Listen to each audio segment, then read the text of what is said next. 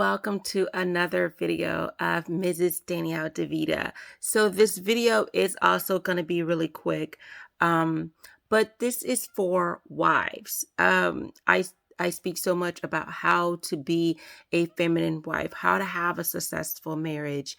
And I would say one of the things is trust, and not just trust in being loyal, not just trust in being honest when asked, but also not keeping secrets or not hiding things. So many times we as women, we shop. And sometimes we hide things under the bed or hide things in the closet so our husband won't know that we're shopping more than he wants us to. Now, if you're hiding something for like a Christmas gift or something, or a birthday or anniversary, that's different. But we're talking about hiding because you don't want them to know what you're doing, because it's something that you think that they would disapprove. And you would not garner their approval had they known about it, either after you bought it or approval before you bought it. So I think it's very important that we are open and transparent in our relationship. It doesn't mean that any and every waking moment you are telling your spouse your inner thoughts. But what that does mean is if there's a budget and he's saying, hey, this is what we can afford, so don't spend more than this. If you don't feel like, well, there's two issues here. If you feel that you're spending more, then that may be something you may need to work on with the budget. But if you feel that you need something more than what the normal was, if you don't feel that you can go to your husband and ask, then the question is why? Is it because you know that it's not needed and it's a want and this is not something, that you have to have now? Or maybe you think, oh, well, he's controlling and I just never get what I want. Then it's the question of, why did you choose this person? Why did you choose this person to marry if he's controlling?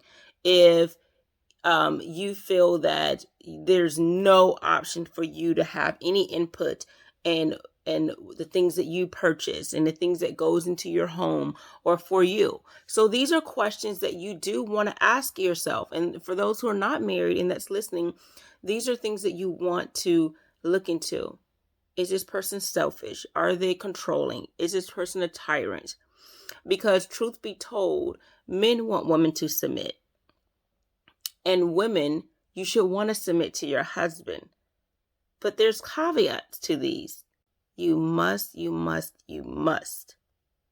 make sure that the person you are with is loving, respectful, going to treat you right, and decisions that they make is in your best interest. Not selfish for, whatever they want, but it is in the best interest of the family as a whole, because that's what leaders do. They make decisions, not for themselves, but for the betterment of the team, right? And you guys are a team. Your children, all of you guys are part of a unit. And so the decisions that you make is not gaining benefits for one party, but it's for all parties involved. So when you are vetting, when you're dating, courting, engaged, these are the things you need to look for. And if you are not in that courting stage, but you are married, these are things you may need to evaluate in your relationship. Talk about it. Become more transparent and more open. So that's all I have for you. But I want to make sure that you understand, we don't want to hide things from our husband. That's not what we do. We have an open and transparent relationship. And that when we purchase things, it's something that's known. It's something that we do. If you need help with budgeting, there's something that I mentioned in another video about ways that you can become financially more sane. And you can also be able to still not just pay the bills, but still have money for you. And one of the rules was, I was saying, the 80-20 rule. You can do a 70-30. So I'm going to explain the 80-20, and of course you apply it to the 70-30. And you'll never go broke again if you follow this, because as you get money, you keep this same thing going. Anyhow, 80% goes to bills. So your bills should not be more than 80%, which means you need to figure out what bills you have that you need to cut down on. So 80% of your income will go to bills. 20% will go towards a rainy day, money that you need on demand. Something happens to your car, you have the money for it, okay? The other 10% will be money for yourself, for self-care. And you guys can split that, of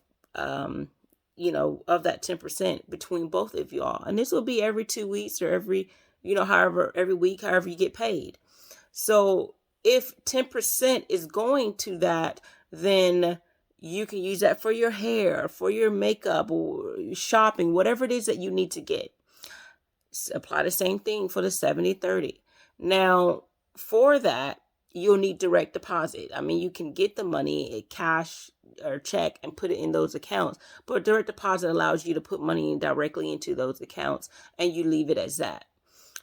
So again, you should be able to have some type of money set aside for those shopping. And if you run out of money, then you just don't go shopping until the next 2 weeks or the next week, or however you get paid.